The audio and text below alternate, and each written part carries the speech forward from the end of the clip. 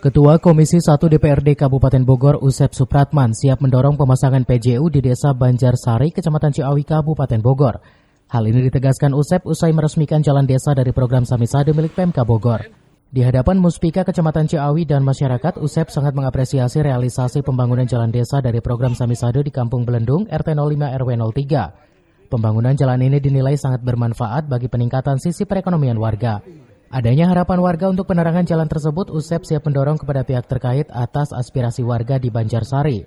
Selain itu, politisi dari Partai P3 ini juga menjelaskan terkait pengajuan atau kebutuhan yang dinilai prioritas lainnya.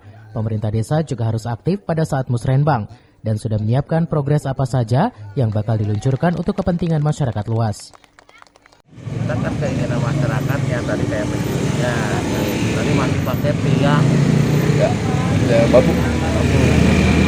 Saya tanya dulu nanti ke PLN-nya, karena PLN kan batasan minimal berapa tiang gitu yang harus ditanggung oleh masyarakat kalau misalkan kegiatan umum. Kita ke DKPP ya, DKPP ya. PJU kalau lah. Tapi ketika warga Akan tetap musrenbang kan itu. Kalau musrenbangnya tidak tercover, nanti dari aspirasi dewan yang masuk melalui popirnya. Gitu.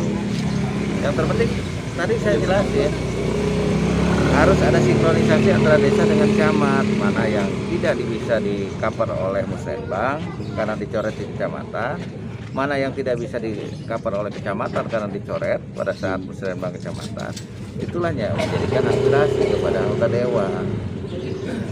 Ya, karena anggaran kita itu tanpa program itu nggak boleh masuk.